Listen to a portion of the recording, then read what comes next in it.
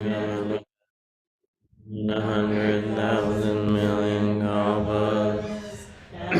To see and listen to remember and accept. I vow to taste the truth of the Tathagata's words.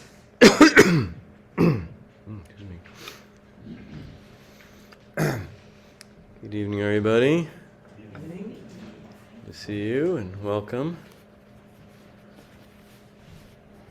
So we'll continue our studies of Master Dogen, but first a few announcements. First, maybe you saw an email today, or maybe that was today. Where'd she go? Where'd they go? Yeah. You knew you were about to get roasted, huh? I was just happy to share that Kata has accepted the position of program administrator for our Sangha, so they are joining our small staff and kind of the central hub of communications and updates and website stuff, and I'm really happy about that. It's really going to be nice. And also, if you're an opportunity to do some creative destruction and start the process of building our new temple is Sunday next, Sunday the 20th. We're doing some demolition in the space that will become the Zendo and get expanded. So it needs a new floor and new walls, so we get to destroy the old floor and the old walls. So it does require a certain amount of, vigor, but you don't have to be a super person. So anyway, if you're free Sunday next, we could really use the help.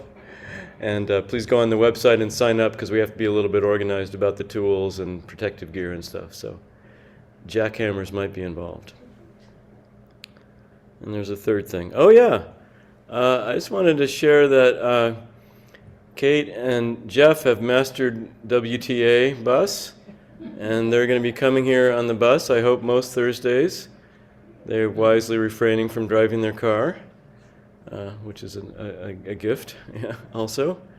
But then they have to get home again, and it's a little too late for the bus. Often their daughter can come get them, but it seems to me we have enough people going south. We can probably easily take them home to Fairhaven any week that they come. So let them know ASAP if you're free tonight to take them home, so they can let Alana know that she can take the night off from that. That'll be easy, I think, Don't you think? That'll be easy. No problem. If you're going to Fairhaven or Mount Vernon or Anacortes, you're going in the right direction. So, some great things going on.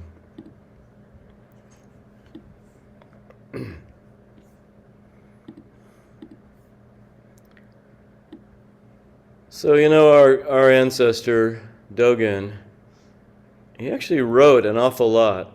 Norman Fisher always used to say that, and I'm now kind of little by little getting it. He thinks like it's a lot. And starting my studies to get a little more clear on the whole catalog of his writings, at least the ones we know about. Some may well have been lost. And if you're just hearing this name for the first time, I'm talking about a Japanese teacher from the 13th century named Eihei Dogen, who's considered to be the founder of the Sōtō school of Zen.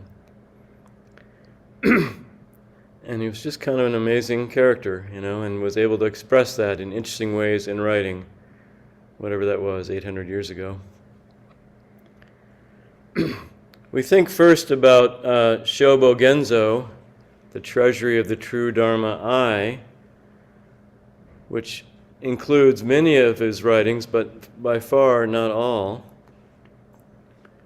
And there's some interesting stories about which ones we think he wanted in there, and some got added later, and then he probably had other plans. But anyway, a lot of his writings are in this collection called Shobo Genzo, but there are quite a few that are not, actually.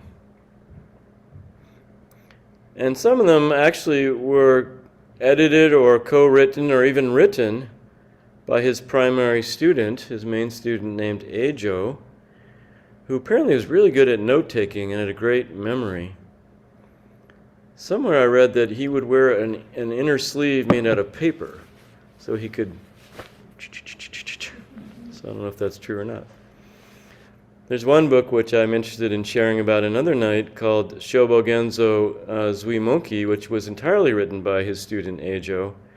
And it was Eijo's remembrances and notes of the things Dogen said informally in their first monastery before Eiheiji. So it's pretty intimate. And what I want to share tonight is also quite intimate.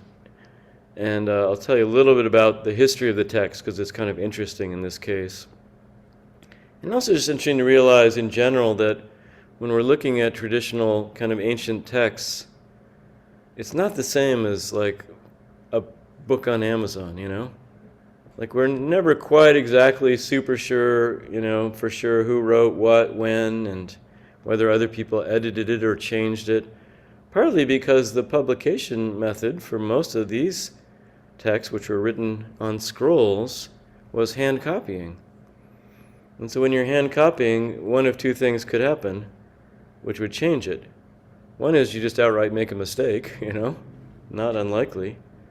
Another is you do a little editing, maybe a little editing on the fly. You're copying away and say, oh, he didn't mean that.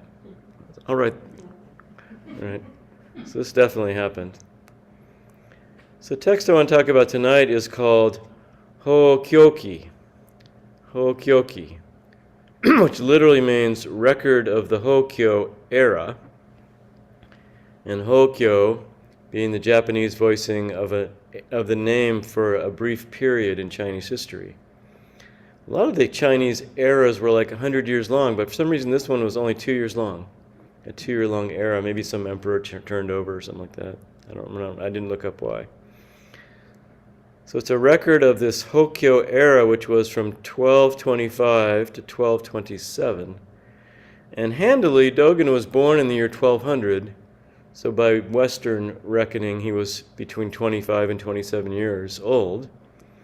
And these are the central part of the years that he was in China, which was a big deal. It's hard to get to China. There wasn't a whole lot of traffic. So it's a record of his time there, which he called with this title. So if we were to translate that title literally, it wouldn't really mean much. So in English, it gets translated or actually recombobulated into something else. So the translation I want to speak from tonight is by Kazuaki Tanahashi, Kaz Tanahashi, who actually translated while collaborating with our own founding teacher, Norman Fisher. So this was translated by Kaz and Norman. And they gave it the title, Journey of My Study in China. But, you know, interestingly, not one of those words is in the actual original. You know, it doesn't say journey, journal, it doesn't say study, it doesn't say China. But it refers to exactly that, so fair enough.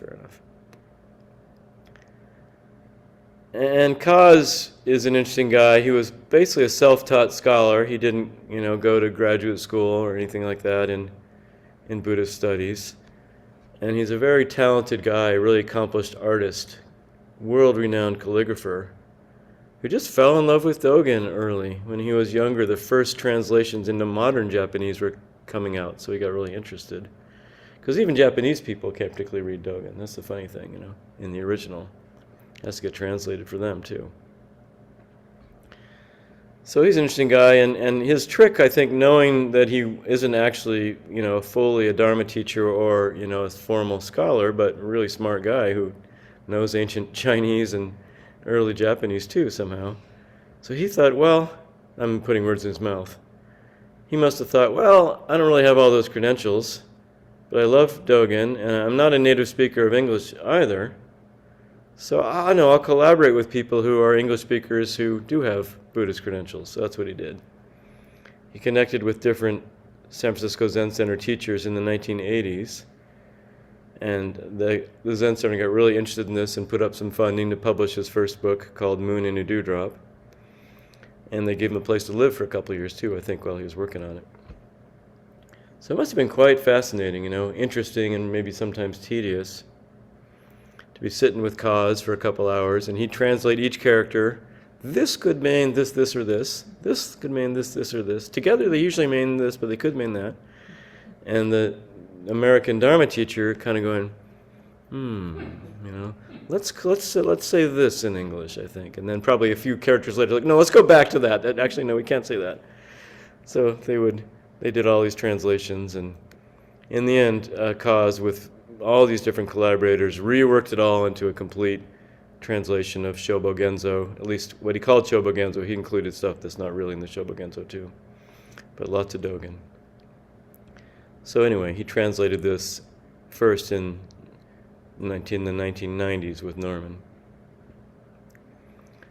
But what's interesting about this text, this journal of my studies in China, Hokyoki, is it's not dated, and nobody during Dogen's lifetime knew about it.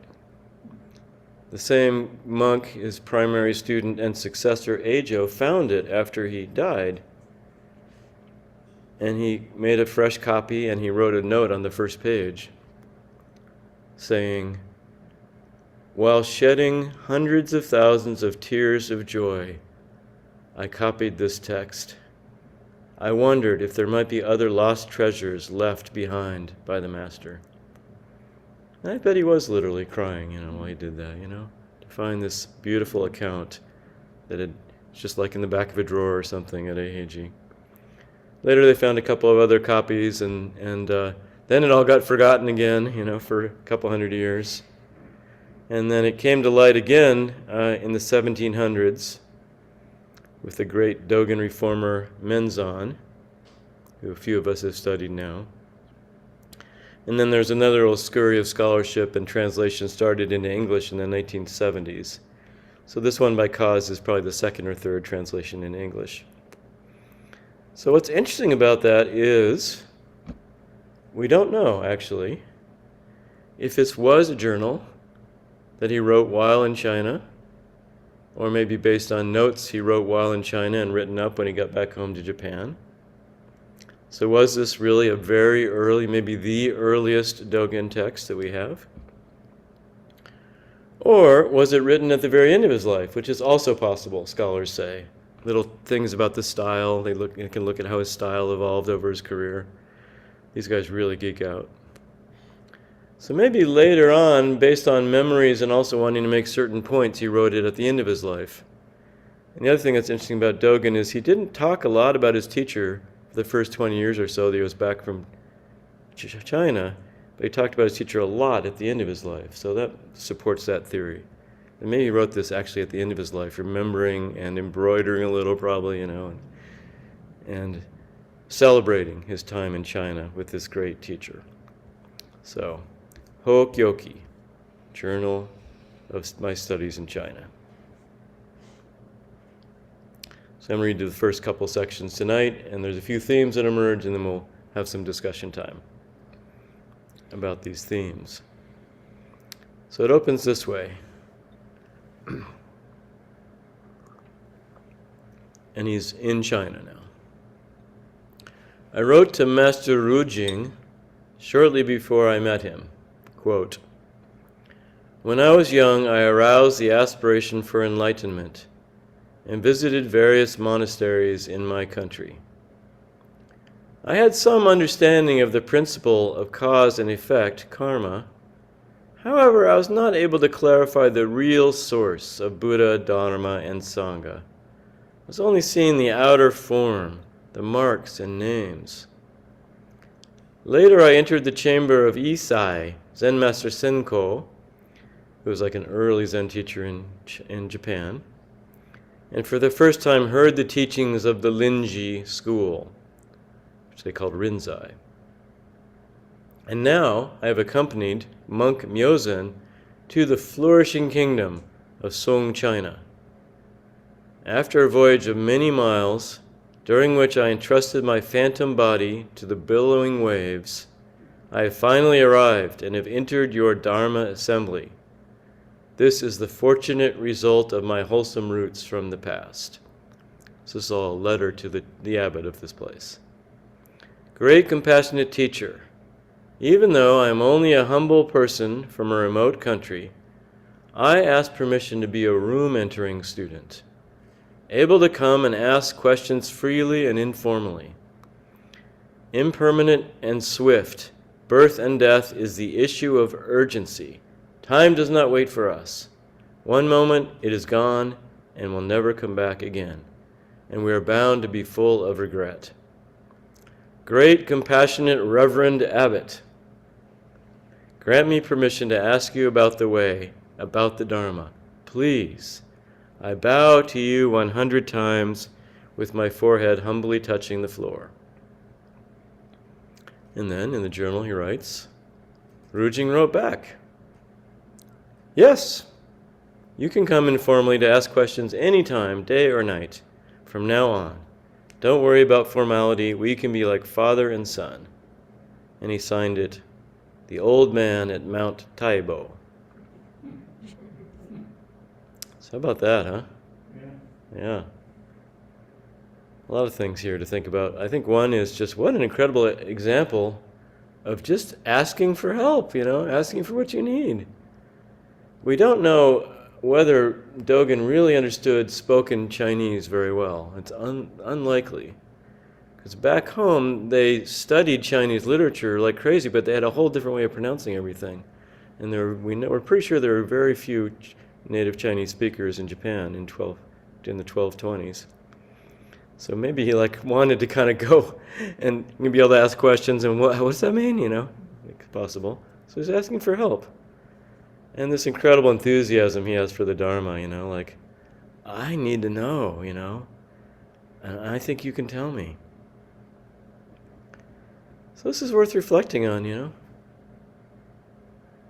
And the humility of that, He doesn't always come across as super humble, our Dogen, but there's a humility here, I don't yet understand. Please help me. So how do you do? How do we do? Asking for help when we're not really quite understanding something. Maybe these days we just look it up on Google or something. And he had access clearly to a lot of literature. He was well read even as a young man. He's probably from an aristocratic family. And Zen is a little mysterious, right? So to ask for help, to ask for more conversation. And like what? Chutzpah, too. I was trying to think of someone sent me an email, saying, great, compassionate, reverend, guiding teacher.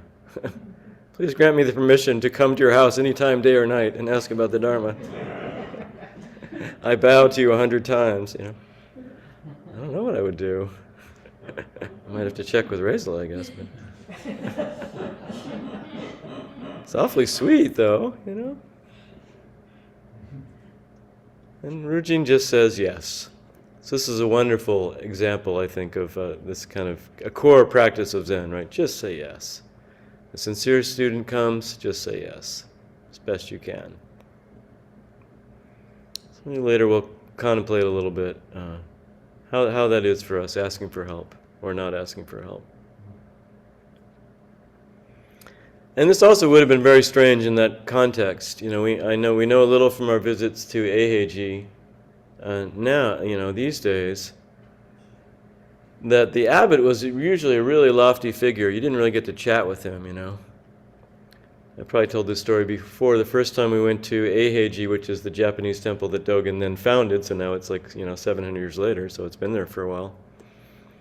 And the young monk showing us around was very excited at one point to tell us about being in a formal question and answer ceremony with the abbot. The abbot wouldn't even always come, but the abbot was there.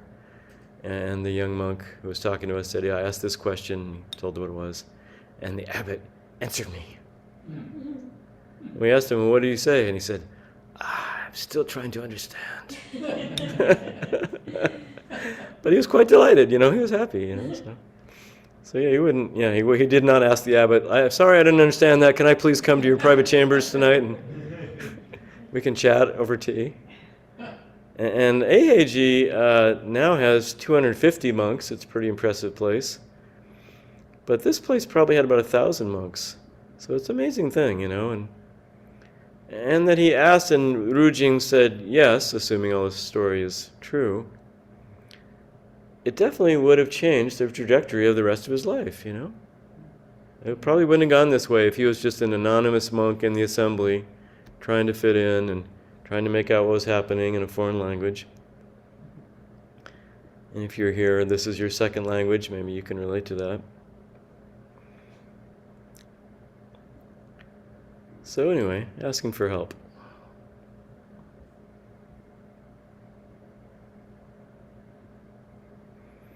And we try to be pretty available to ask for help here. We do our best, I think.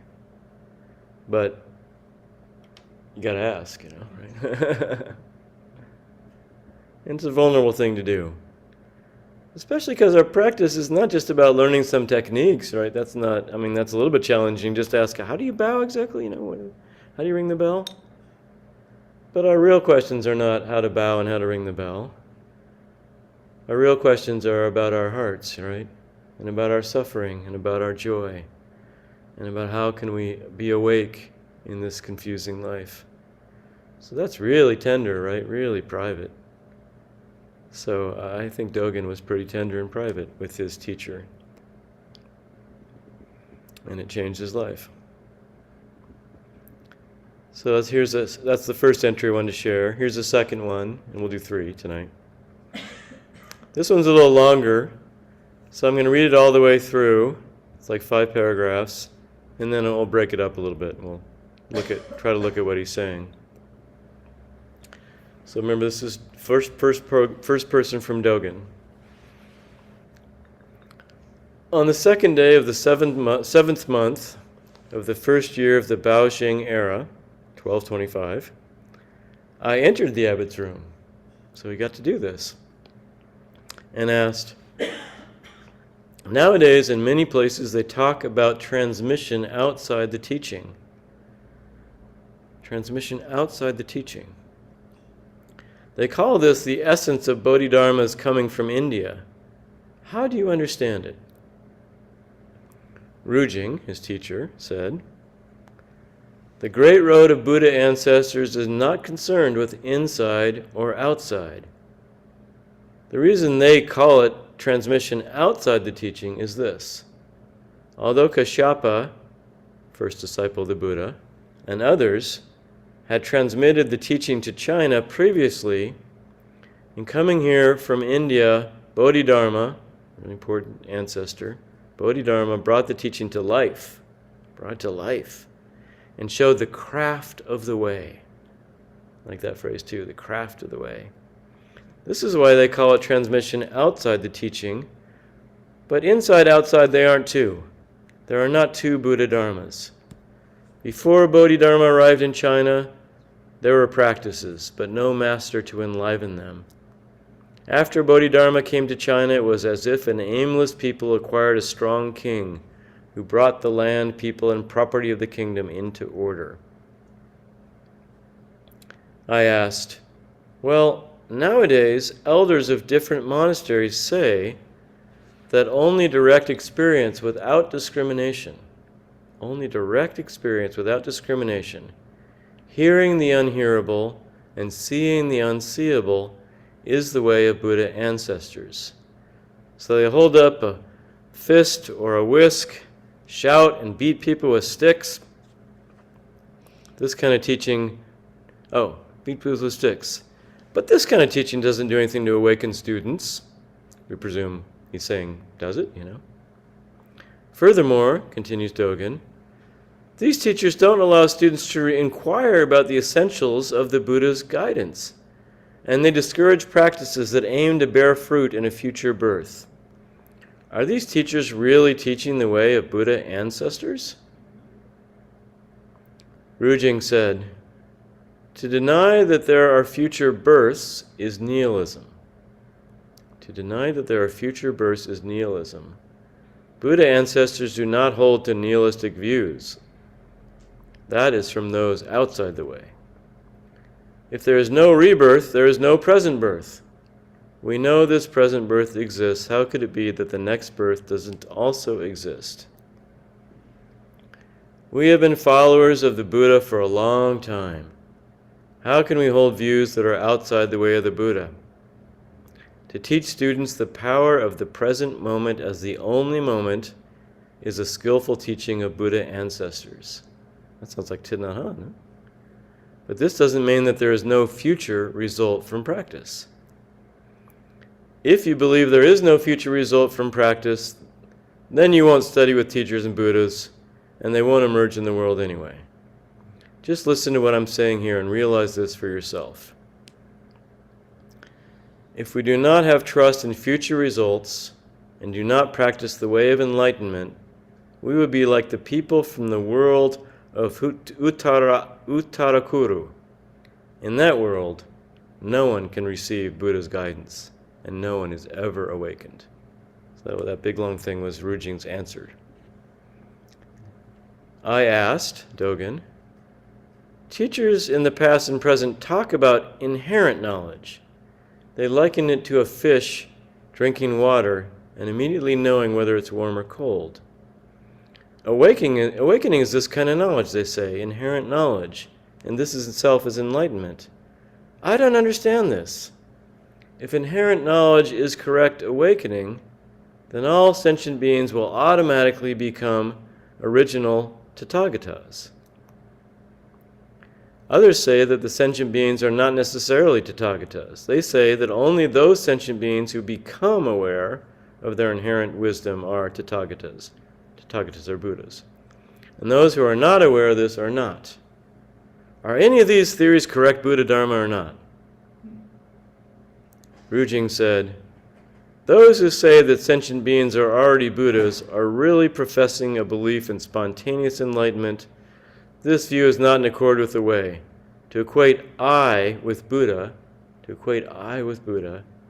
is to mistake unattainment for attainment and unenlightenment for enlightenment. Okay, that was a lot. I'd be astounded if you followed half of that. So let's break it up a little bit here. It's actually pretty interesting. So he starts out just saying when this was, and that he entered Ruijing's room and asked this question. Nowadays, in many places, they talk about transmission outside the teaching. They call this the essence of Bodhidharmas coming from India. How do you understand it? So Dogen is referring here to a famous saying that's attributed to Bodhidharma about how Zen is special and different from the rest of Buddhism. Modern scholars now don't think Bodhidharma could have written this, but he's a good author to pin it on. So here's the four-line phrase, famous phrase from Bodhidharma. Zen is implied, and then it goes, a special transmission outside the scriptures, not founded on words and letters. By pointing directly to one's mind, see into your true nature and attain Buddhahood. So that's Zen, according to Zen. A special transmission outside the scriptures, not founded on words and letters, pointing directly to one's mind, letting one see one's true nature and attain Buddhahood. So that's why he's asking about what's the stuff about outside the teachings. So it makes it sound like the step-by-step instructions, the gazillion pages of traditional teachings and sutras are like irrelevant. We don't need any of that stuff. We don't need to study Buddhism in that way. Just drop deeply into this Zen way, Sit your butt off and awaken, pretty much. So Dogen's asking, well, what's the deal with this? Is that really true? And Dogen, was kind of an astounding scholar even then, and even as a young man, he supposedly memorized this entire collection of Buddhist teachings called the Tripitaka, a huge collection. I don't know how that's even possible. And now he's hearing about this Zen stuff where you don't need any of that. So he's asking, what's up with that? So the first part of Ruijing's answer is, the great road of Buddha ancestors is not concerned with inside or outside. So in other words, don't make it into a this or that kind of thing. There's no inside the teachings or outside the teachings. Or it's a both and, we would probably say. And he says the reason they talk about transmission outside of the teachings is, and he talks about the Zen lineage, although Kashyapa and others transmitted the teachings to China, it's coming here from India, Bodhidharma brought it to life. So there's like a passing on of something, but then something has to bring it to life. So inside, outside, both. And then he's really excited about Bodhidharma. that after Bodhidharma came to China, it was as if we were aimless people who acquired a strong king, who got everything organized. Everything was great. The teachings came to life. So this is interesting, because we do have both. We have this great faith in this formless practice, When we're sitting here in Zazen, we're not trying to do anything or figure anything out or attain anything or realize anything. We're actually just sitting down to express Buddha nature, to be Buddha, to bring Buddha to life like he's talking about Bodhidharma did, right? And so you would think maybe that's enough. But it seems like it's not really enough. We also need some framework, some support, something to do with our way too smart minds, some direction. So we really need both, And now Ruijing's going to talk about basically what Suzuki Roshi always used to talk about. So Suzuki was completely following this same line of thought, which is it's a big mistake then to think, okay, if I just get the right ingredients, I'll figure this out, right? We know that doesn't really work. We've tried that in our lives in lots of ways. If that had worked, you wouldn't have bothered coming here, I hope, You'd be smart enough to not bother with this, I got it figured out. I don't need to go to the Zen Center, So it's not about figuring it out either, somehow. And Suzuki Roshi talks a lot about no gaining idea and sit just to sit, right? But are we saying nothing happens? Why would you do it then? That's kind of like stupid, right? If there's no benefit. So Ruijing now talks to this. He says, to deny that there are future births is nihilism. Buddha ancestors do not hold to such nihilistic views. If there is no rebirth, there is no present birth. And we know this present birth exists. Here we are. How could it be that the next birth doesn't also exist? So this birth and death stuff kind of flummoxes us, I think, right? Because it's kind of hard for us to believe in this in a literal way. None of us actually knows what happens when we die, but somehow we know it's not that. I don't know why we think we know that, but we think we know that, We're not going to wake up, We die, and 2 seconds later some baby is born, and we're like, oh, I'm back! Right? Although it's not so conscious as that. Although there is various strange things that happen in this world, right? And, that can't be quite explained by our ordinary scientific, the religion of science, So anyway, whether you believe in that future births or not, I think what's cool is all those kind of teachings still work. They still work, because you can also think about it happening in the birth and death of every moment, which actually was also what they meant. So they actually meant both, is my understanding these days. This isn't just like a modern way to psychologize our way out of a big problem, and, traditional Buddhists are like, what's wrong with you Americans? Like, this is fundamental, like you're going to be reborn. I mean, you're stupid people, I think they actually do think that. Well, like it happens on the moment, but that's true too. It actually is true too. So deny that there is future understanding, future births, future something happening is nihilism, right? We can't exactly make something happen, but something's definitely going to happen, right? And we know this must be true because there's a present moment. So some moment must have been born, right, for us to be here now, right? And so there's something going on here, There's something kind of like time must be happening, even though really it's all happening now. So Ruijing says that. Well, and some of this is going to connect to this question of inside and outside. We'll see. And then he goes on. We've been followers of Buddha for a long time, so how could we hold views that are outside the way of the Buddha? To teach students the power of the present moment as the only moment is a skillful teaching of Buddha ancestors. But this doesn't mean there are no future results from practice. So it's another both. So there is only this present moment, but the only reason there could be a present moment is if there's birth and death, if there's change, right? If there's a past and a future. It's just that it's all happening right now. So it's about cause and effect, right? the causes that we are doing when we're sitting zazen are very mysterious, but there must be some effect because we are actually sitting down and doing something, right? It must be. So then he goes on further. If you believe there's no future result of practice, then you won't study with teachers and Buddhas won't emerge in the world. In other words, if that's your idea, maybe you were stubbornly just sit there because you read in the book or something or saw it on YouTube. Just sit, But he's saying then you're not going to want to really learn from teachers. It's not going to be alive, Like Bodhidharma made it alive. It's not going to be alive. So actually you're going to prevent Buddhas from appearing in the world. So that's like really bad, actually. And then he says, just listen to what I'm saying and realize this for yourself, which is a stock line that Dogen used a lot later in his teaching career.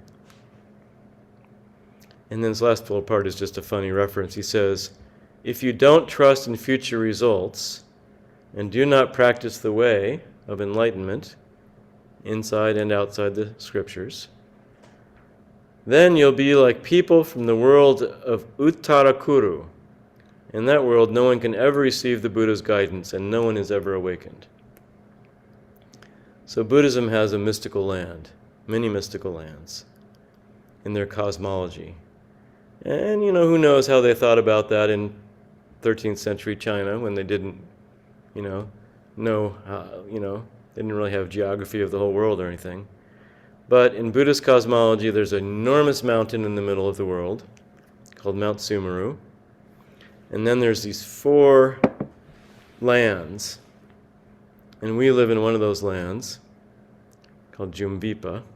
So he's talking about another land. So I just learned about this land of Uttarakuru. And it's a land that sounds like where the people who kind of get stuck in pleasurable God realms would end up. The definition said, this land of Uttarakuru is where the inhabitants have lifespans of 10,000 years, and there is unrelenting pleasure. That was the word, unrelenting. Food and clothing are attainable without work, and suffering is unknown. But although they see, hear, and perceive things like human beings, and they look like human beings, they can't understand the Dharma. It just doesn't make any sense to them. They're like, what? They're too busy blissing out, I guess. So that actually would be really bad. It sounds good at first, like 10,000 years of unrelenting pleasure. All right, But yeah, it doesn't work out. And if it works out the same in Uttarakuru as it does in the heavenly realms, I can't resist repeating this. It's so funny to me. Everything seems incredibly great. You're just like a god in this world. The world is beautiful and everything's pleasurable, and it just goes on and on and on. It's just like, yeah, you got your best friends there, and everyone's getting along so well. And then what happens eventually, like many thousands of years of that later, you start to smell funny. That's the first sign that things are going south. Because even the gods' lives are impermanent, And when they start to smell funny, they're like, it's like the worst suffering imaginable, They can't handle it, So they basically like implode out of, embarrassment and disgust, and because like suddenly the party's over and they just don't know what to do, So we're better off with some suffering, is what Ruijing is trying to say. Then we can understand the Dharma in practice. And I think I'll skip this next little bit because it kind of repeats what we already heard, which is always true of traditional Dharma. There's lots of repetition. So here we actually have Dogen's core question, right? Another way of looking at his core question, which also makes me wonder if he wrote this later, to explore his core question by writing an exchange between him and his old teacher, which is, we know it's no good to think that we're broken, That doesn't help. And we could be fixed if only we did everything right. But it's also no good to think everything's totally fine, and there's nothing wrong, and there's nothing to do, So it led Dogen to this question, like, there's some quality of us that is totally whole and healed and free, There's some quality in us that's good, right? There's a quality in us that's free. There really is, right? We feel it sometimes. Hopefully we feel a little more as we practice. And we know we can't sort of improve that or strengthen that, so why do we practice exactly? Why do we practice? If there's some quality, and is it to bring it out? Is it to understand it? What is it? And Dogen, who wrote a gazillion things, as I said, doesn't ever really outright answer that directly. But one time in Genjo Koan that we were studying together not too long ago, he answers the question with a story. So I just want to remind you of this story, and then one more little Dogen thing, and then we'll have a discussion. Or maybe not one more little thing. Uh-oh. This is a great little story. Mayu, Zen Master Baosha, was fanning himself. A monk approached and said, "Master, the nature of wind is permanent. The nature of wind is permanent. There's no place it doesn't reach. Why do you fan yourself?" The master said, "Although you understand the nature of wind is permanent, you do not understand the meaning of its reaching everywhere." "What is the meaning of its reaching everywhere?" the monk asked, mystified. Mayu just kept fanning himself quietly. And the monk understood, bowed deeply. So there's something to our nature that's like the wind, We're fine, There's not a problem here. And yet we have to learn and grow and continue and practice. Even though it's not because we're broken, because we're whole. We have to express this somehow. So we have to keep practicing, keep fanning ourselves. I always thought that was so beautiful. And naturally we get off the track of all this and we do think we're broken and we try to fix ourselves, and maybe this asking for help has that problem in it sometimes. But maybe sometimes we're a little wiser than that. And the way we're asking for help is for encouragement on how to fan, how to stay with it, how to just be ourselves, how to awaken to who we already are and always were, and we're being born and dying to every moment. So, I always estimate the time wrong. You think after a few hundred talks I'd have this down, but I forgive myself. Next part we'll do next week. So let's consider a little for 10 minutes in small groups a question or two. One or the other or both of. How is your practice of asking for help? What's the spirit of asking for help? Do you ask for help? What are barriers to asking for help? On the other hand, you ask for help in ways that don't really help you, Things you already can show up and figure out yourself. How is the dynamic for you in asking for help? And secondly, how about this? I don't have a good way of asking this, but how does it seem to work for you, this balance of I'm okay, I'm not okay. I need to practice. I just need to be. I need to improve, I need to let go of improving. How's this dynamic of wind and fanning show up for you, if you get any resonance with that? We'll just see.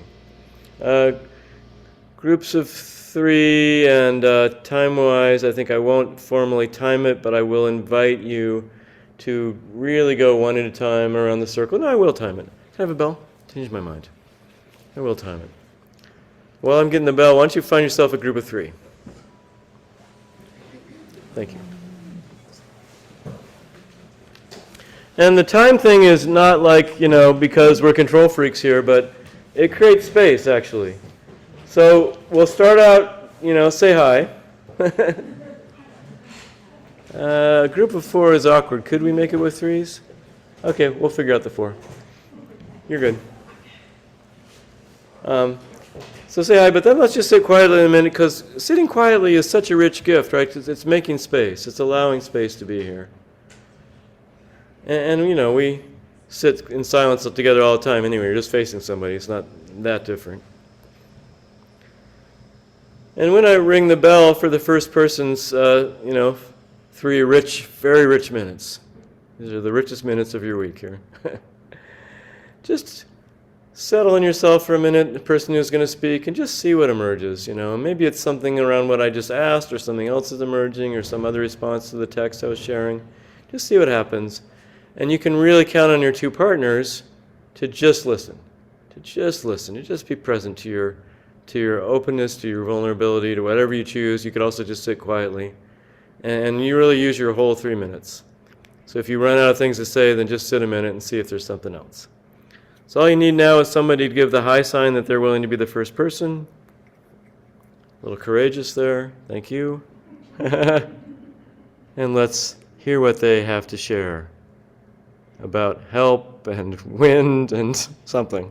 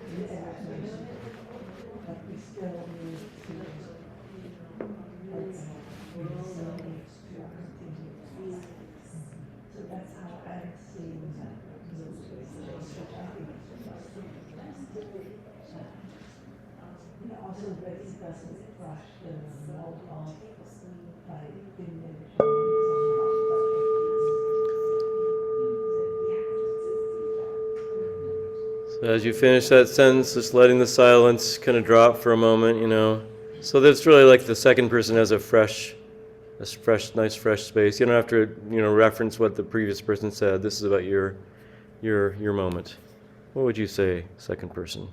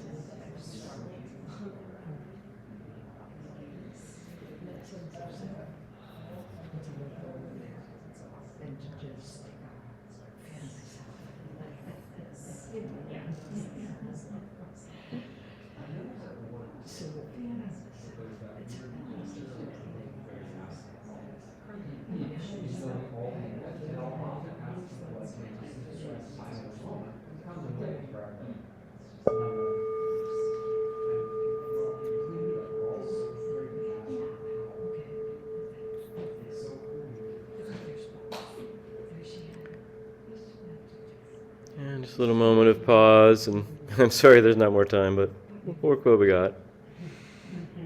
And third person, what would you say?